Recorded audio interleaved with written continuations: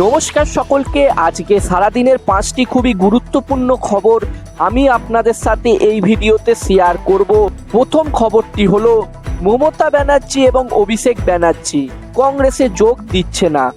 গতকাল আমরা দেখেছিলাম সোনিয়া গান্ধীর সাথে সাক্ষাৎ করেছিল মমতা ব্যানার্জি এবং তারপর থেকেই গুঞ্জন শোনা যাচ্ছিল মমতা ব্যানার্জি এবং অভিষেক ব্যানার্জি কংগ্রেসে যোগ দিতে চলেছে এবং এই দুজনকে অনেক বড় পদ দেওয়া হতে পারে কংগ্রেসে, এমনটাই নিউজ আপডেট আসছিল সূত্রের মাধ্যমে।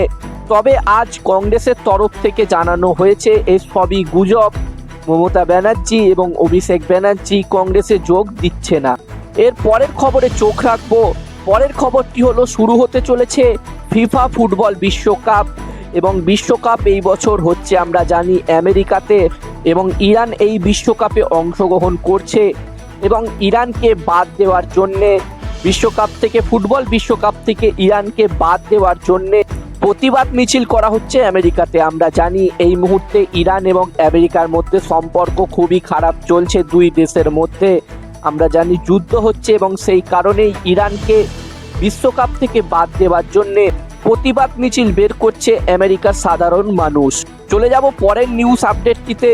কলকাতা বিমানবন্দরে পা রাখতেই অভিষেক বন্দ্যোপাধ্যায়কে দেখে চোর চোর স্লোগান।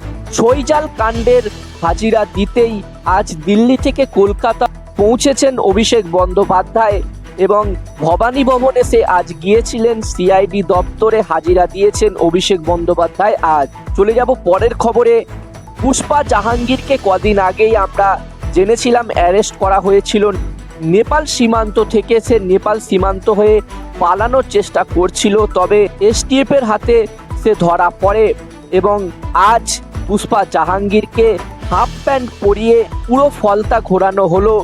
পুলিশ তাকে পুরো ফলতা হাফ প্যান্ট পরে ঘুরিয়েছে এবং তাকে তার বাড়িতেও নিয়ে যাওয়া হয়েছিল এবং তৃণমূল অফিসেও তাকে নিয়ে যাওয়া হয়েছিল আজ। চলে যাব পরের খবরে। তৃণমূল সাংসদ ইউসুফ পাঠান খুবই বড় ধাক্কা খেলেন হাইকোর্ট থেকে। জরিমানা দেওয়ার জন্য প্রস্তুত থাকুন, ইউসুফ পাঠানকে এমনই নির্দেশ দিয়েছে হাইকোর্ট। জমি জবরদখল মামলায় তৃণমূল সাংসদ ইউসুফ পাঠানকে জরিমানা দেওয়ার জন্য প্রস্তুত থাকতে বলেছে হাইকোর্ট।